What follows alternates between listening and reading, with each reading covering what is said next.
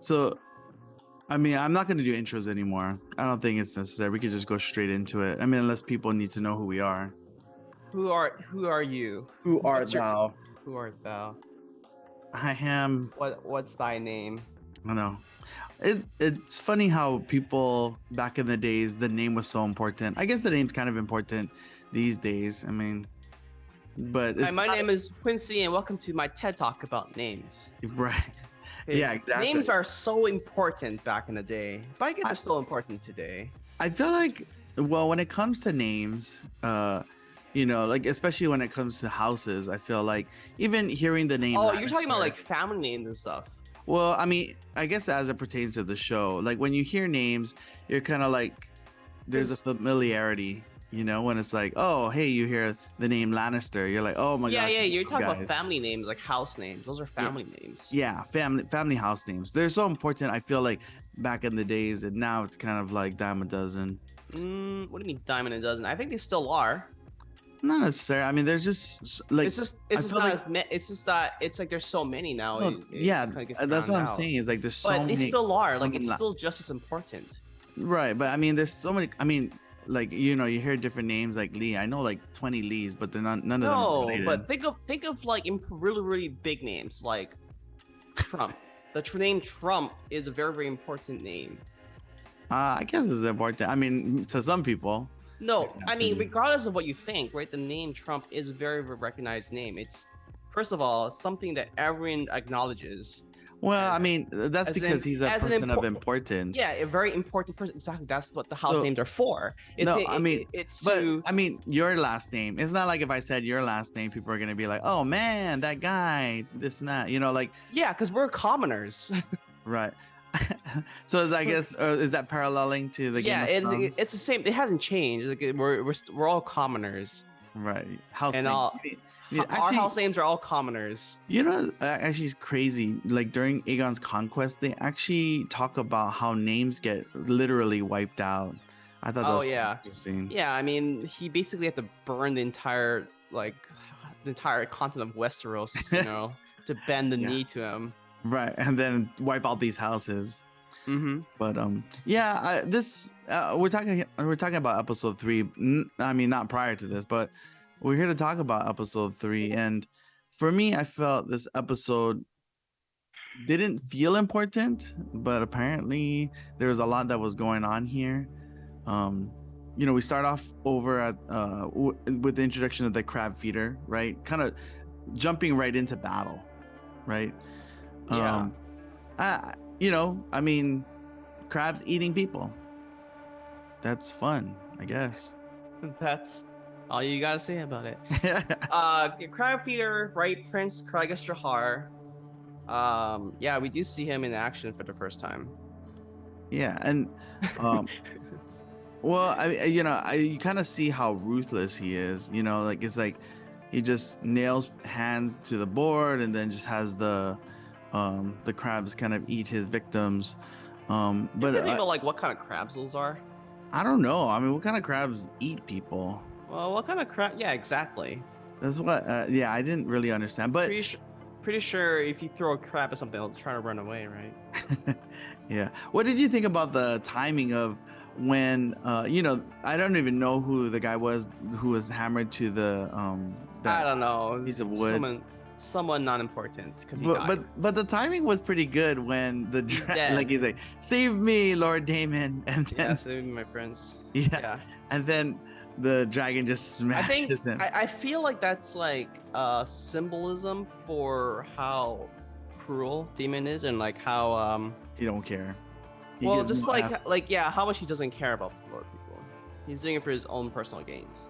Right, yeah, his glory, and he just wants his name to be out there and win the war, like whatever means necessary, right? Yeah, But, he just wants to do it. Yeah. I was gonna say, so when we do see the crab feeder, I mean, he has a Mhm. very unique mask, and when I was watching the previews, I felt like, oh man, this guy is like hardcore and pretty scary. And Right, because so the mask, right, is, and I looked this up. Its mask is of Jaskari origin, which originates from the other part of the world that you see in Game of Thrones where Daenerys Targaryen starts from. It's like the slave trade city. Oh yeah. That's right. So the people that wear them in the Game of Thrones series are the Sons of Harpy, who are the ones that like kind of oppose Daenerys Targaryen. Yeah, that arc was pretty interesting, because I mean, those are the guys who are just kind of like so mysterious and kind of scary, I felt at first. And I guess that's why I kind of had the same feelings, when the crab feeder came around. I was like, why do they feel so scary and ominous? But if everyone's thinking, they're not related at all between they're not. that and the crab feeder. So behind the scenes, they were saying like Prince Jahar just found the mask in one of the wreckage and is using it to hide his face because like his body is afflicted with grayscale. Yeah, grayscale. Yeah. Yeah, so he uses it to hide his face. Yeah, that's it. Nothing fun. No, but it is a cool neat Easter egg. Okay, yeah. Well, but is the mask of Sons of the Harpy origin or? It's Jaskari origin, but it's the same type of mask that the Sons of the Harpy use. Oh, cool. It is in that same region. Jaskari is in that. I wonder how many Game of Thrones fans noticed that. They're like, hey. I think like a lot of people who like are fans of the books definitely recognize all these details and more. Like it's interesting because like I watched some people's videos, like there are other creators out there who are obviously avid book fans where they deep dive into the novel, whatever novel is available to them. Soak up that information. Yeah, and it's very interesting, like of like the little things that you kind of miss out on when you're watching the show as a casual. Yeah, I think that's why George Martin really did a good job of building out all this detail. Sure, I mean he is a very very detail oriented writer for sure. Which I guess a lot of people do like it. I mean, I'm pretty sure I would read it if I at the time, could sit and the energy. Well, not necessarily that. If I could just sit down long enough to actually read through it. Yeah, I read Harry Potter. I hadn't read Harry Potter. Potter's not even close to. I mean, it was like 800 words in 3 days. I was like, I could read any book. Harry Potter was written for children. It's a children's I'm a child. book. I'm a child. Yeah, you are a child. Yeah, I remember. I remember reading that in like elementary school. Like, it was like one of the first books that I bought. 800 pages. That's all I'm gonna say. Like Harry Potter and the Sorcerer's Stone was like the first books. But anyway, yeah, Game of Thrones and the House of the Dragon. I don't know if I can. I mean, eventually I'll try to read it again. Because I mean, you already read it once. No, not again. I'll try to read through it. I'll try again to read through it. That's funny. Well, speaking of children, there is a 2-year time jump that we do find out about, and Alicent, who at the last episode was named as the wife of Viserys, which I think was a shock to a lot of people, although they were kind of like lightly foreshadowing it because she was tending to him and she was always around. That was always the intent of the father, Otto Hightower. Yeah, Otto Hightower. Yeah. Mm-hmm. You know what? I still don't know. Like, I guess back in the days, it was all about politics, right? And you had kids, to either be a successor or, to marry into a house to elevate your status, right? Yeah, I mean, that is exactly the same. It was the same goal that Corlys Valerian had in mind. Right. Right, to marry off their own daughter into Viserys. That's I'm still getting chicken skin from that whole situation. Like, it was like marrying a baby. Like, she was so young. Well, Alicent's still a baby too, technically. I mean, but at least she's by modern standards, like, I mean, baby, the illegal daddy. The Valerian girl, she was like 12 or something like that, and then but Alicent, she's only like 15 or 16 or by that time. Yeah, I mean, although she carries herself more prematurely, I would say. Like, I feel like, Corliss's daughter looks exactly like Elsa, like a baby Well, I Elsa. mean, because the thing is, like, if you're like 16, you're not married by then, you're already considered to be old. That's true. Life expectancy was a little bit shorter. Yeah, 16 is like, I mean, 15 or 16. I feel that's like middle age right there. It's funny that you bring up age because I was thinking about I was watching our old podcast and I was thinking about life expectancy, and I keep saying back in the days, but essentially, Game of Thrones history, House of the Dragon really has no back in the days. You know what I mean? I don't even know what you mean maybe by back in the day. Like, back in what day? Yeah, like, exactly. Are you talking back? Like, are you talking about like back in the day as in, oh yeah, when I was medieval a kid. times during King Arthur's reign? No, I'm kidding. King Arthur's reign. King Arthur's reign. But yeah, there was a huge shocker with Alicent Hightower being named the wife, but we do the 2-year skip and now we have a baby, right? And that leads us to the second name day, and then the baby is named Aegon. Aegon the Targaryen, second of his name. Second of his name. So, I mean, obviously, named after Aegon the Conqueror, and I that's kind of smart, I think, in my opinion. Like to name. I wonder who named the baby. Was it Viserys or was it the Hightowers? Yeah, I felt like it was Otto. Otto's like, name him Aegon. That sounds like a good name. Because honestly, that feels like if you're like, honestly, that sounds like a bad idea. If your daughter is named the heir to your inheritance, right, your kingdom. Right. But then you have a son that's now you name Aegon Targaryen, right? Named after a great important hero. I mean, what do you think that kind of puts your current heir in danger of being overthrown? I mean, possibly. I don't know how Viserys was thought that was a good idea. I mean, he probably was just like, yeah, whatever you want to name the kid. Oh, that's great. My ass. I honestly I really want to know, like, that conversation of like how the name Aegon Targaryen came up. They're probably all just chilling at the table, like she's giving birth, like Aegon. Well, I mean, you think about it in politics too. Like, I mean, that's funny because it kind of brings it kind of semi full circle where when people's names, like especially in Hawaii, right, we name people by they're either Asian or their last name, and then actually when it comes to voting, name recognition is everything, right? I think that's a good majority of the ballot, because people who are just going through the stuff like, oh, I recognize that name, or that name sounds like my name, and maybe that's what they were thinking, like Aegon, and then of course forcing people to decisively choose between Rhaenyra, who is already privy to the Iron Throne, or Aegon, who is a rightful ruler or rightful heir because he is the first male successor. But I didn't know that it was so complex.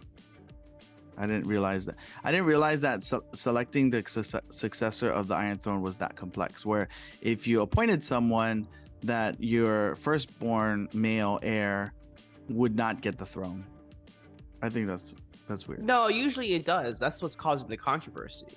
Yeah, and then plus she's a female, and then that's what I'm saying. I was like, yeah, normally it is the firstborn male that's usually the successor to a throne, right? Right. And that's what they're setting up, right, for kind of like the battle ahead, the battle of the blacks and the greens. I like that. That sounds cool. You like the battle of the blacks and the greens? The blacks and the greens, yes. Are you team black or are you team green?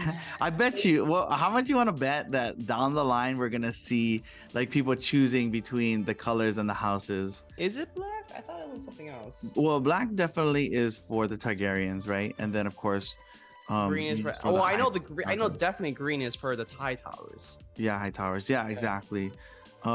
We also get introduced to another familiar name, the Lannisters, which, I mean, we've heard it, I think, in the first 2 episodes, but here we see Tyrion Lannister, who actually, is a twin of Jason Lannister. I mean, I guess any generation can have twins, but Tylan, sees Rhaenyra, and Yeah. first off, he just asked her to be his wife. Like, oh, you would make a lovely lady wife, and then she's kind of Mm-hmm. a little bit disgusted. I was thinking, of course, the Lannisters end up with Baratheons, but what if they did get married? I mean, that would be a quick succession into the throne. Mm-hmm. Colin being that the husband. But I mean, Lannisters are Lannisters. They have the golden locks. They just look like the same. I mean, I think the casting, they did a really good job. All these people look like their houses. Yeah, they definitely do. But so I mean, there's a lot of gossip going on. So this episode introduces I think this one is probably the most important episode because it introduces a lot of plot points that I think we're gonna be seeing play out throughout the season. So obviously the biggest one, right, is Aegon Targaryen, him being a male and him having the name Aegon as opposed to Rhaenyra, who's a female. Yeah. Right there, that's gonna obviously play onto something very dramatic. The other thing too is the introduction of well, he was introduced early on, but it was also the thing with Otto Hightower, right? We kind of see like him when he's talking with like the members of the Small Council about the heir. We kind of get to see a little bit more of his agenda, right? Yeah. He it's funny because he's kind of feeling the room, kind of seeing how people feel about it, but a lot of them are not having it, right? They're all like like he wants to wedge in that divisiveness, like the split. True. Yeah. And then also we also get introduced a little bit more into the other character who what's his name, Strong, I think, or Lionel Strong. Yeah. So he's the one that kind of gives the advice to the king in the hunt, saying you should have married, he was the one that suggested you should have married the Valerians in the first place. Oh, right, yeah. And you can kind of see him get a little bit more advice, when the king's a little bit drunk. Like I feel, I mean, the thing is, number one rule in Game of Thrones, everyone's playing the game, right? So even though he kind of like comes across as a very loyal and very helpful type of person to, to the crown, I'm pretty sure like he has his own personal hidden agenda. Political agenda that he wants to play out to take advantage of the situation. Yeah, everybody does, right? It's the Game of Thrones.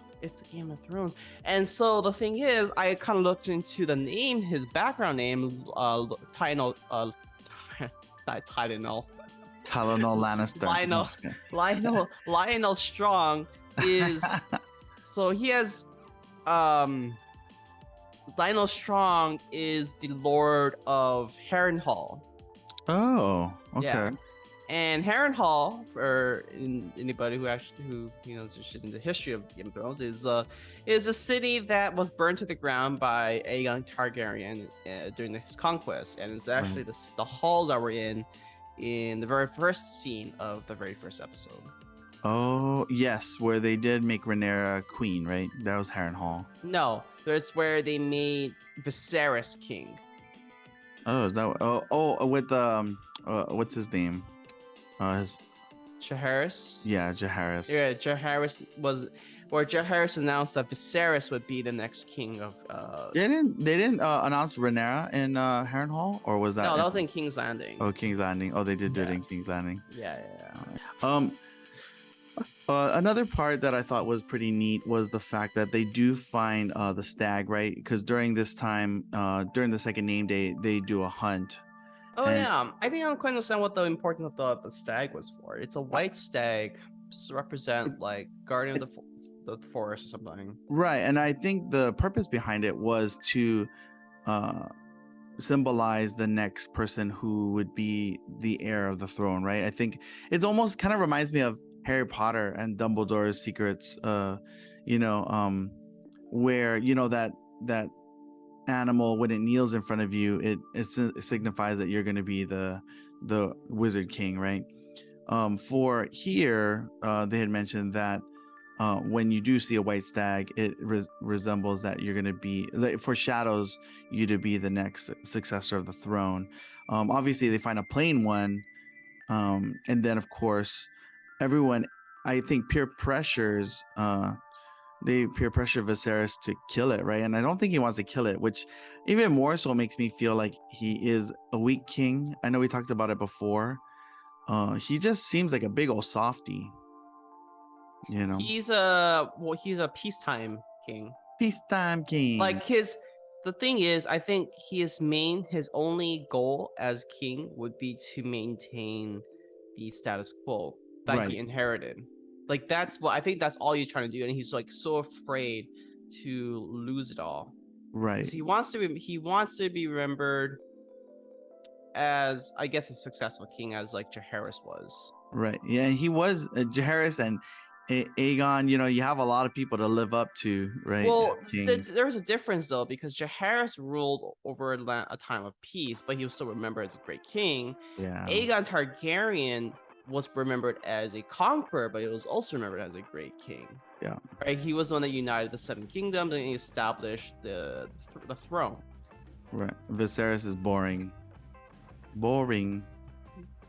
Yeah. One other thing I want to point out though is like all the little cuts and leeches that are on Viserys's body. What's up with that? So initially, Aegon created the throne, right, to be sharp, so that it would be kind of symbolic to test to see whether a ruler had enough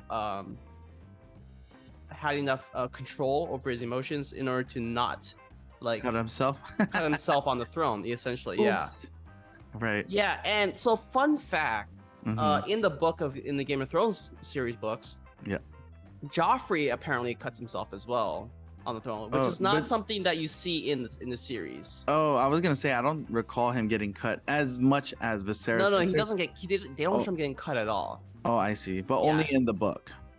But in the book, apparently, he does cut himself on the throne to indicate that he doesn't have like mental fortitude in order to be a good ruler. Yeah, he's kind of unlikable. People didn't like him. He was kind of a scary character.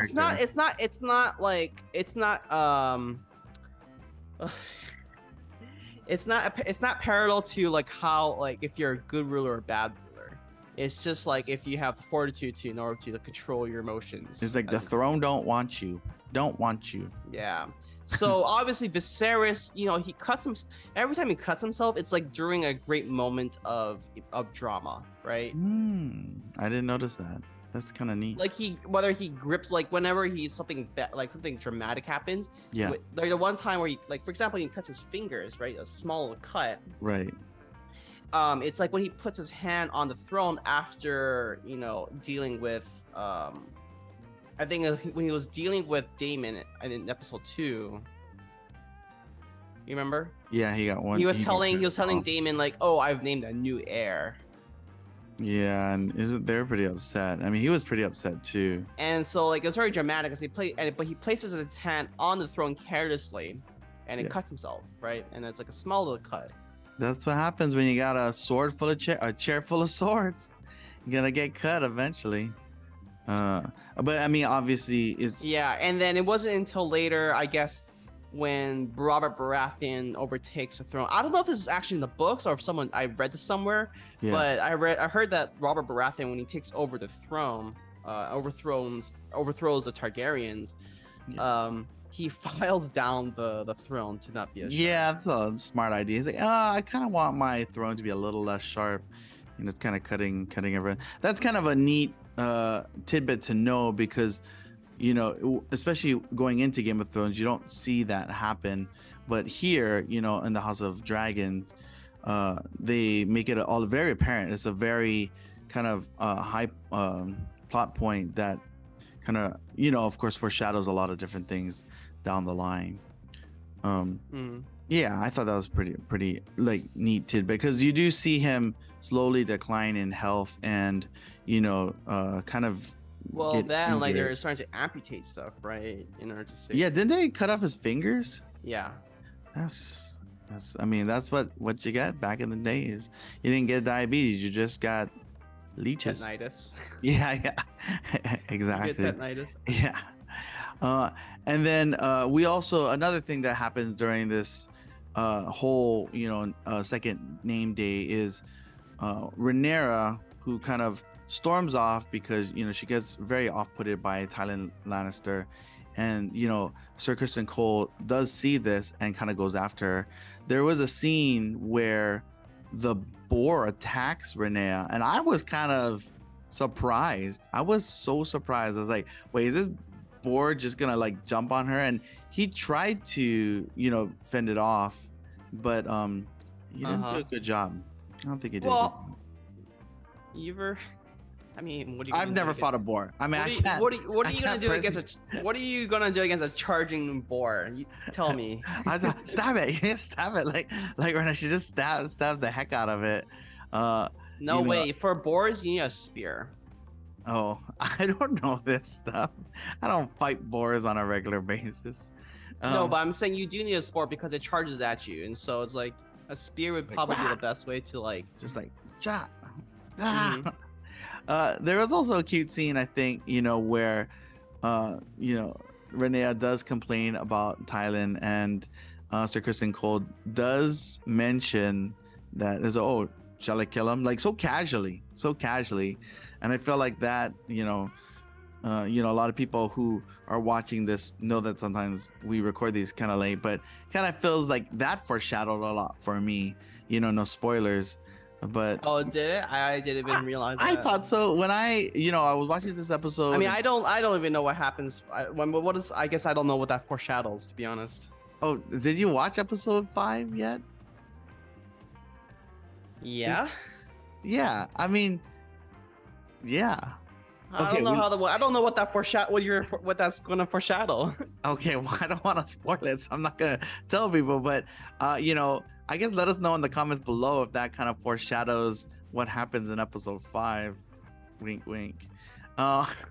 You don't think that foreshadowed? Like, no. Okay. Well, maybe it's just me. Okay. So, we go back to the war between the crab feeder and Daemon and the Valerians, the House of Valerian. And it's weird. This scene was weird for me because Daemon essentially surrenders, right? Because he's having a hard time fighting the crab feeders, because they retreat to the caves, they barrage the dragons with the arrows, and kind of everyone they're at a standstill, I feel like, at the war, right? Mm-hmm. And King Viserys does send some support, and I think that ticks Daemon off. Yeah. And when that happens, Daemon goes full on kamikaze. Well, because that was like he overheard the plan. Yes, that's right. Yeah, the Viserys overheard the plan, right, when they kind of all came back to King's Landing. What? He didn't? I thought he heard... No. Daemon overheard the plan that the Valerians were talking about how they were going to lure the people out of the caves. Oh, I see. Weren't they also losing faith in Daemon? Yeah, exactly. Yeah. But they were also talking about, well, they need to lure the people out of the caves so that their dragons can burn them alive. But then there was contemplating, well, who would be brave enough or dumb enough in order to, bait themselves. Right, and it was, of course, Daemon. He bait himself. Good old Daemon. And honestly, I feel like he was doing crazy ass ninja stuff, because he had like the thickest plot armor I've ever seen in my life when he was going out. That was probably like the most ridiculous thing. Honestly, he was just like going out, luring people out of the caves. I think he killed like 20 to 30 men without even getting a scratch on him. And then finally, arrows coming around. Sure. I mean, Yeah. it is hard to believe that one man can take on an entire army by himself, like 20 to 30 men, plus Although Lord of plus the Rings does arrows. that. Lord of Lord, the but Rings does that pretty well in the movies. not You don't really. think so? Like in the Like what? third Like movie, what? like the third movie, and then it's like all the main characters are just like fighting all these orcs. Like, how But are they they're fighting doing as a group, right? And it's not like they're fighting. They're like in Fellowship of the Ring. it? Uh-huh. Obviously, they're not. They're fighting only a handful of Urukai, and they're not even going after them. They're going after Frodo, or Sam, or whoever. I If mean, for the but what ring. about the third movie? The third movie, they're like the big battle scene, and everyone's just like boom, boom, boom, boom, boom, boom, boom, boom. That made no sense. Okay. Anyway, but I mean, that's how I felt. Like watching Okay. this. Like, This is have you? this feels. I mean, this is a little bit. Well, I don't know. I mean, I guess I don't know. Could be right, but this is like the whole new level of it because it's literally one man charging an entire army by himself Right. with Exactly. arrows raining down on him. Right. Yeah, and then all the people coming out of the caves, right, and just being like, oh Well, shoot. it's always like a one-on-one fight too.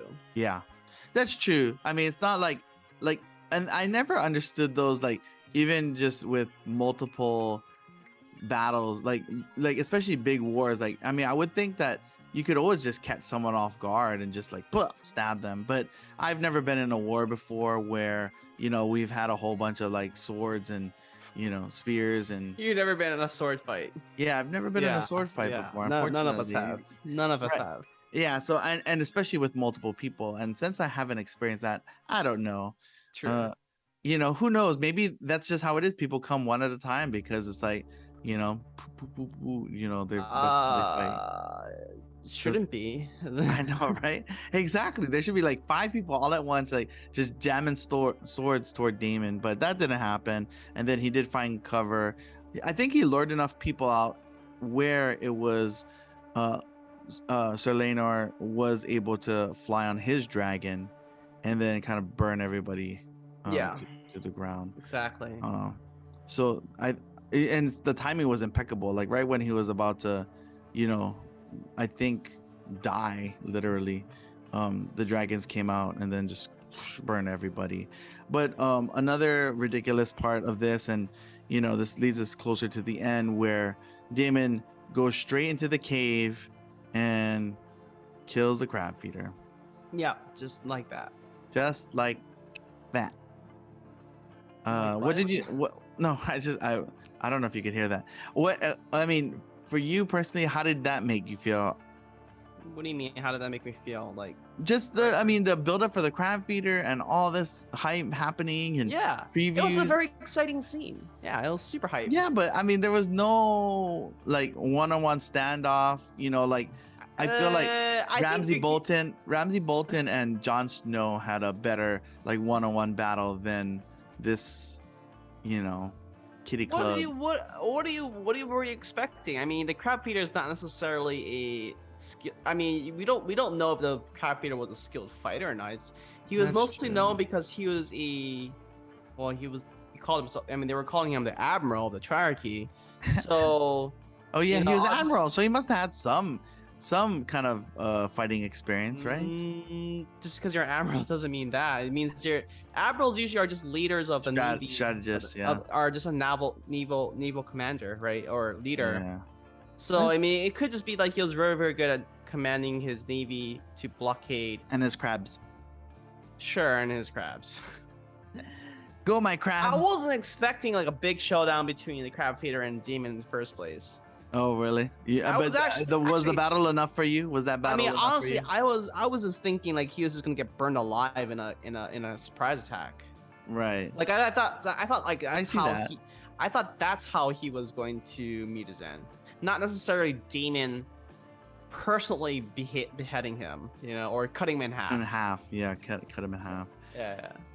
I mean, it's that. I think that's what's really great about George R.R. Martin. I mean, he's able to make these stories very, believable. And I think that when it came to this battle, I was hoping for a little bit more, but because people were talking about it and hyping it up. Well, it is very short. I mean, it is only 2 episodes. Yeah, that's all and it went in the blink of an eye. Blink of an eye. Actually, But not even 2 episodes. It all accumulated in 1 episode. I mean, I guess they could have extended it, but to what end? I mean, they have so much other stuff they have to cover. yeah, and you, of course, him, slicing the crab feeder in half put him kind of on a high pedestal at the end of the war. So, and I think that's where the episode ends, with kind of Damon reigning victorious, which I think that's what Game of Thrones does a good job of. It's like it makes you hate someone, then it helps you root for them, then it makes you hate them, and then the whole relationship dynamic is like, whose side am I on? Well, I really like it because it makes you really think about really make you realize that no matter who you root for, they're gonna be both good and bad. Right, yeah, it's very great, exactly. And I think that was a major theme throughout Game of Thrones in the 8 seasons. Like you fall in love with these characters, then you hate them, and then you love them, and then you feel bad for them. And well, a lot in Game of Thrones, there were a lot of characters that were, I think they were just good, but they got killed off, and because they were fan favorites, you felt them. Yeah. But there were also a lot of characters that were in the gray area, and I think House of the Dragon kind of doubles down on the gray area of all these different characters. Yeah, exactly. What is your thoughts on any, like, do you feel like knowing the whole story of this Game of Thrones? I don't know the whole story of House of the Dragon. Oh, you don't know the whole story? I don't know the whole story. Okay, I'm so sorry. Yeah, I don't know the whole story. I must have just spoiled myself because I know the whole story. I told you. I just said I didn't read the book, so. I mean, I didn't read the book either, but I did watch a lot of videos that told the story of this tale as old as time. Okay. I mean, I know how it ends because of certain scenes that were replayed in Game of Thrones. Right, because they talk about the history of this. Yeah, it's been Dance of the Dragon. Mentioned. Yeah. Yeah, it's mentioned by the characters in Game of Thrones throughout different seasons. So yeah, obviously you can use those clues to piece together what happens, but I don't really know like the full complete picture, right? I just know the beginning and the end. I know the beginning, the end, and nothing in between, and that's perfectly fine. Well, I mean, that's what the series was for. It's just to fill in the gaps. Yeah, but I mean, we'll see kind of where everything lands. I mean, now with these time skips, like things have been moving at a very fast pace. So, make sure to like and subscribe. Stay tuned because we'll be covering Game of Thrones, Dance of the Dragon. Oh wait, House of the Dragon. Every episode. Yeah, Dance of the Dragon. Dance of the Dragon every episode. So stay tuned and like and subscribe, and we'll talk to you next time. Peace.